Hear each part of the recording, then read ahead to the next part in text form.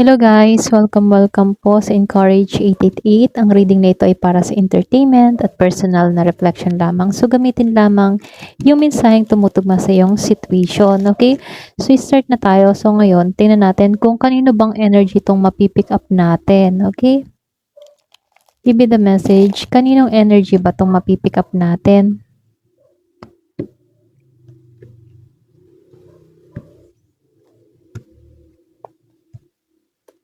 So, meron kang 6 of waves, darkness, 4 of waves, sanctuary.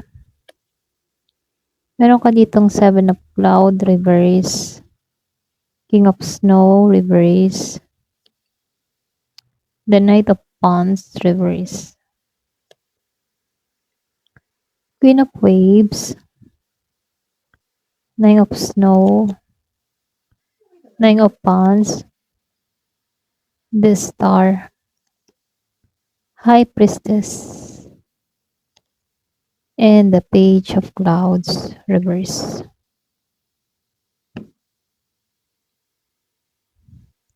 So dito kasi dito sa 6 of waves lumabas ito. Then ito, darkness and transformation. Pakaramdam kasi nito, alam mo yun, meron siyang special na connection sa isang tao. Ganon yung energy eh. Kasi dito sa 6 of waves, may belong. Pakaramdam ng tao na to, konektado siya sa isang tao na kung saan special to para sa kanya. Okay? Parang hinahanap-hanap niya itong taong ito, yung lugar na nagbibigay sa kanya ng pakaramdam na feeling home or yung feeling na katanggap-tanggap siya na masasabi niyang belong siya dito sa taong ito. Ganon.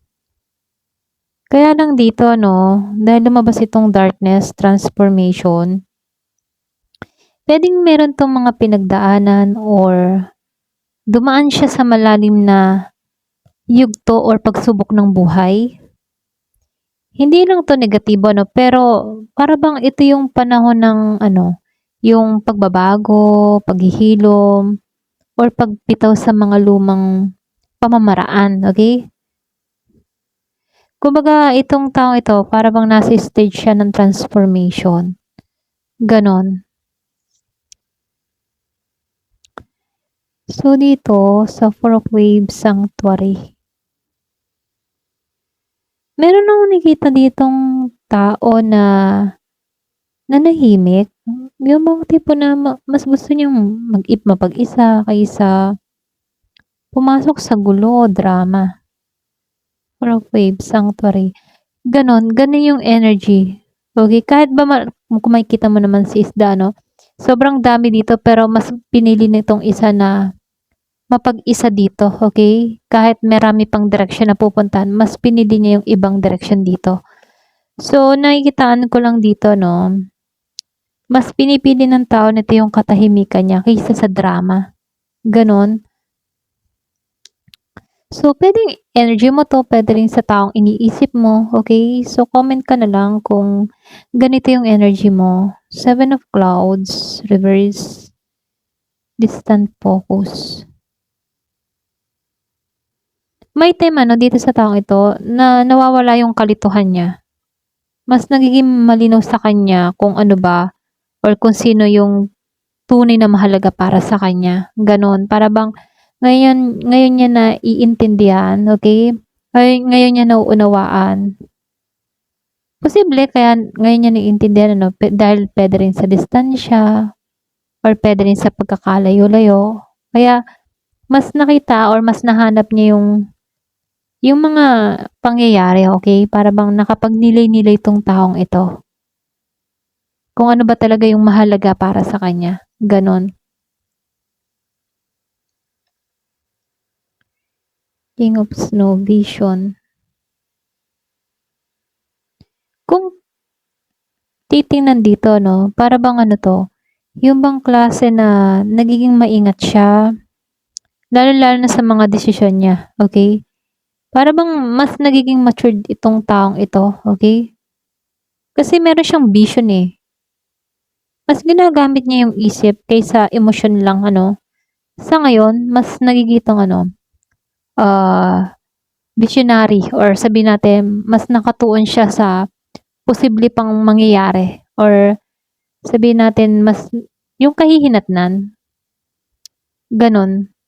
Para bang hindi 'to gagawa ng isang hakbang na alam niyang, ikakapahamak niya. Para bang mas nagiging siyang maingat bago siya gumawa ng desisyon.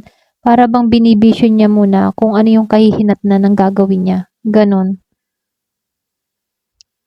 So, puwedeng ikaw 'to o energy ng taong iniisip mo. So, dito 'no, Knight of Wands, reverse, against flow. Meron nung nakikitang nagpipigil or sabihin nating natutol, okay? Para bang tumututol, may pagtutol, parang gano'n. Posible din ano, gusto ng tao na 'to na gumawa ng hakbang pero takot or puwede ring meron siyang mga bagay na humahadlang kaya hindi hindi siya makausad, gano'n.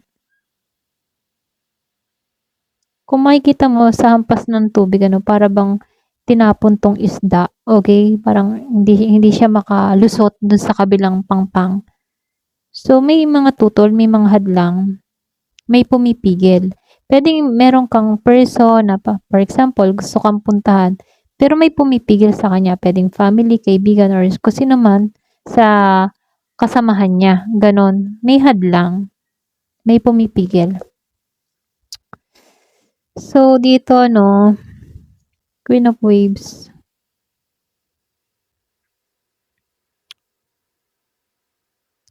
Kung tutuusin ano, gusto ng tao nito ng ano, harmony, payapa, maayos na relasyon. Yun lang naman ang hinahangad nito.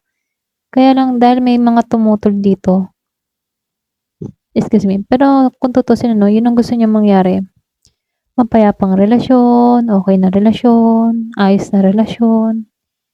Simple lang yung nais niya. Masayang relasyon, yung may pagmamahalan, may malasakit para sa kanya, gano'n. Gano'n yung gusto niya.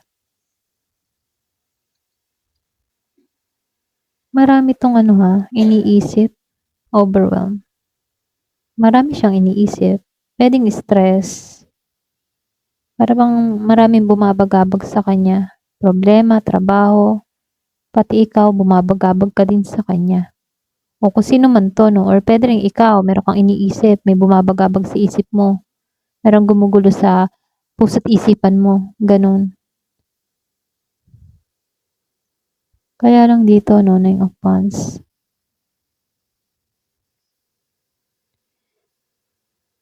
Marami siyang bumabagabag dito, pero dito sa Nine of Wands ano, may pagnanais 'tong tao na 'to na, alam mo 'yun, yung makarating sa isang sitwasyon na ligtas siya, stable siya, payapa siya.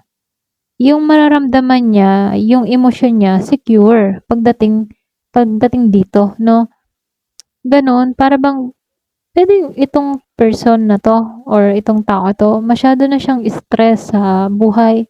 Kaya ito parang nagnanais na lang 'to ng kapayapaan, yun lang hangad niya, peace of mind, tahimik, maayos na buhay, gano'n. Hindi na siya naghahangad ng kung ano pa man, kundi yung kapayapaan lang, yun lang ang ninanais ng taong ito. So, itong The Star, ito kasi magandang card 'to kasi nagpapakita 'to na para bang ginagabayan 'tong tao na 'to or ginagabayan 'to ng tadhana, gano'n, okey? Kumbaga may pag-asa pa, para bang merong pagtatapos sa mahirap na yugto, okey? Kasi nakikitaan ko dito merong tao na sobrang stress na, hindi niya na alam ang gagawin. Pero sa kabilang banda, hindi pa nga lang niya nakikita pero merong star na nagsasabi dito na kaya niya, kaya mo 'yan, okey? Malalampasan mo 'yan, ginagabayan ka, okey? Parang gano'n. Gano'n yung energy, ginagabayan ka, huwag kang mag-alala, huwag kang alam mo 'yun, stress, ganyan. Para bang gano'n, para bang may nagsasabi dito sa taong ito. So, the High Priestess, the gift. Pero kung tutuusin, malakas yung intuition ng taong ito. May mga bagay siyang hindi niya sinasabi, pero alam mo yon, ramdam niya. May spiritual connection kasi itong tao na to sa base sa pinapakita sa card.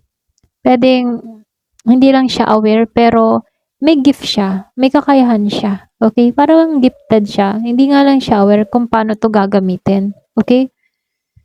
So, nakikitaan ko lang din dito sa Page of Clouds, Reverse. Ito kasi yung yung bang tipo na pagbangon. Okay?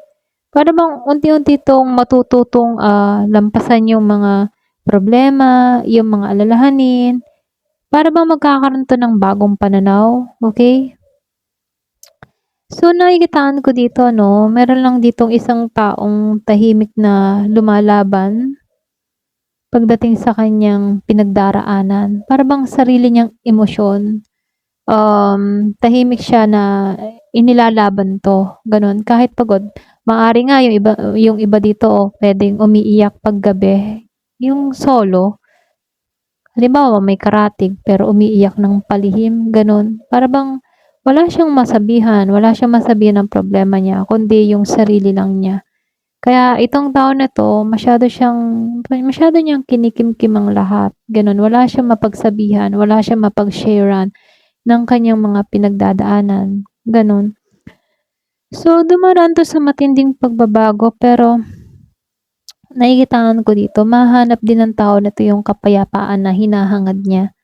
Okay? Kasi nakikitaan ko dito na unti-unti na lilinaw yung direksyon ng taong ito, lalo-lalo na yung buhay niya. Bagamat may mga paalala, merong mga pag-aalinlangan pa. Pero dito kasi, lumabas ang The Star at The High Priestess na nagsasabi dito na ginagabayan ka, okay? Kumbaga, may malakas na possibility na pwedeng may positibong pagbabago or pwedeng kung magpapatuloy sa paghihilom, may dire-diretsong pagbabago dito or paghilom, okay? Kung ipagpapatuloy niya, okay? Positive yung pagbabago na mangyayari, okay? Ayun, ito lang yung nakikita ko. Kung kanina man to, sana'y nakatulong yung mensaheng ito. Ayan. Thank you for watching. Love and peace.